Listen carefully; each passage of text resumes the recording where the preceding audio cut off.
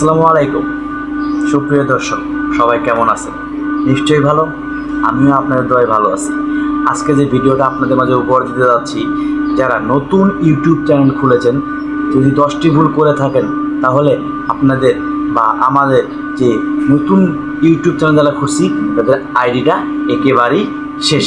সুতরাং কোন 10টি কাজ থেকে আমরা বিরত থাকার চেষ্টা করব, আজকে আমি সেগুলোই আপনাদের মাঝে তুলে ধরার চেষ্টা করব।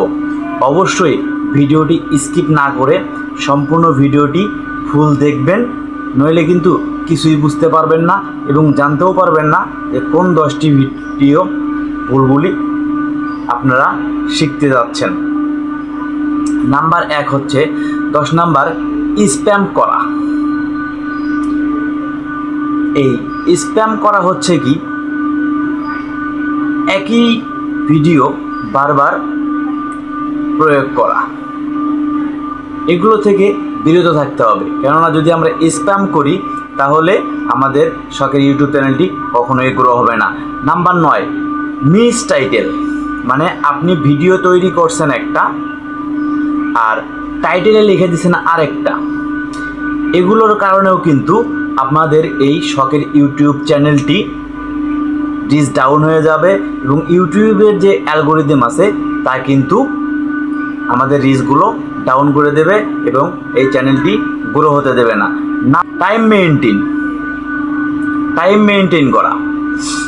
আপনি যদি টাইম মেনটেন করতে না পারেন, মানে আপনি এক সময় ভিডিও আপলোড দিচ্ছেন, এগুলো করা থেকে বিরত থাকতে হবে। কেননা কেউ আপনি সকালে ভিডিও পোস্ট করতেছেন, দুপুরে করতেছেন, বিকেলে করতেছেন, রাত্রে আপলোড দিচ্ছেন, এগুলো করা যাবে না।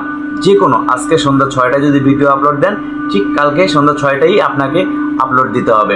তবে ইউটিউবে এই শর্ট ভিডিও আপলোড দেওয়ার মোক্ষম সময় হচ্ছে বিকেল 4টা থেকে সন্ধে 6টার ভিতরে। যদি বিকেল 4টে থেকে 6টার ভিতরে আপনার শর্ট ভিডিও আপলোড দিতে থাকেন তাহলে অবশ্যই ভিডিও ভাইরাল হবে। নাম্বার 7 মিক্স কন্টেন্ট কখনোই দেওয়া যাবে না। এই মিক্স কন্টেন্টটা হচ্ছে কি, আপনি মনে করেন ফানি ভিডিও তৈরি করেন, এখন করছেন কি, এক সপ্তাহ পর এক জায়গায় আপনি বেড়াতে গেছেন, বেড়াতে গিয়ে সেখানে একটি খেলাধুলার ভিডিও শ্যুট করে এনে সেটাও আপনি ইউটিউবে শর্ট হিসেবে আপলোড দিয়ে দিয়েছেন। আবার করছেন কি, একটি ইসলামিক কন্টেন্ট তৈরি করছেন, সেটাও আপনি ইউটিউবে আপলোড করে দিয়েছেন। এটা হলো মিক্স কন্টেন্ট। এগুলো করা যাবে না, কেননা আপনি যদি মিক্স কন্টেন্ট দেন তাহলে ইউটিউবের যে অ্যালগোরিদম আছে এই অ্যালগোরিদম ভিডিওগুলো মানুষের কাছে পাঠাতে পারবে না, যার ক্ষেত্রে কি হবে, আপনার এই চ্যানেলটি গ্রো হবে না, সাবস্ক্রাইবও আসবে না, আস্তে আস্তে ডাউন হয়ে যাবে। নাম্বার 6 থিম, মানে যে থাম্বনেলটা আমরা দিই, আমরা শর্ট ভিডিও বানায় করি কি, বিভিন্ন সময় বিভিন্ন ক্যাটাগরিতে থাম্বনেল দেই। মানে আমি আমার কন্টেন্ট দিই থাম্বনেল, যাতে মানুষ ভিতরে প্রবেশ করে, সেখানে থাম্বনেল দিয়ে কি অন্য ক্যাটাগরির থাম্বনেল দিয়ে থাকি। এই থাম্বনেল দেওয়া যাবে না, এতে কি হয়, মানুষ প্রতারিত হয় এবং ইউটিউবেও প্রতারিত হয়। যার কারণে আপনার এই থাম্বনেল দেওয়া থেকে বিরত থাকতে হবে। যদি আপনার থাম্বনেল দিতেই হয় বা থিমটা সেট করতে হয়, আপনি যে ভিডিওতে ওখান থেকে লাইন অপশন বের করে এডিট করে সেই থাম্বনেলটি আপনি সেখানে সেট করেন। 5 নাম্বার হচ্ছে একই ভিডিও বারবার আপলোড করা। মানে আপনি একই ভিডিও বারবার আপলোড করতেছেন, মানে একই মিউজিক দিয়ে ভিডিও তৈরি করছেন, ভিডিওটি আপনার ভাইরাল হয়ে গেছে, 5 মিলিয়ন 6 মিলিয়ন ভিউ হয়েছে, কিন্তু আপনি করতেছেন কি, ওই আবার ওই মিউজিকেই আপলোড দিতেছেন।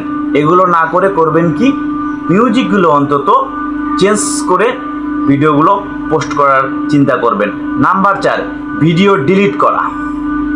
মানে আপনি ভিডিও দিছেন হয়তো অনেক আগে, সেই ভিডিওতে আপনার ভিউ হচ্ছে না, এখন আপনি ভাবতেছেন যে ভিডিওগুলো রেখে লাভ কি, আমি ভিডিওগুলো ডিলিট করে দিই। না ভাই, এগুলো করা যাবে না।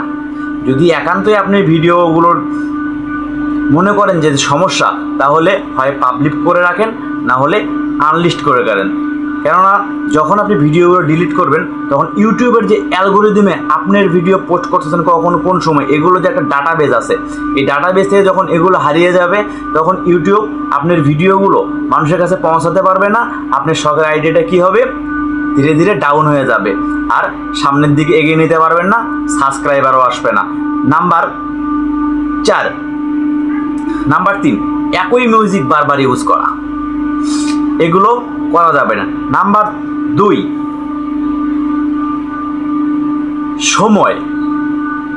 সময়টা মেনটেন করতে হবে, কেননা আপনি একই সময় ভিডিওগুলো সম্পূর্ণভাবে পোস্ট করবেন।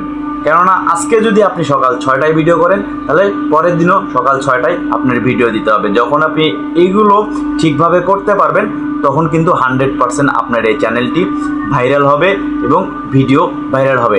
Number 1, channel setting. এখন আপনি শখের একটা ইউটিউব চ্যানেল খুলছেন, এখন চ্যানেলটা যদি ঠিকভাবে সেটিং করতে না পারেন, তাহলে কিন্তু সমস্যা।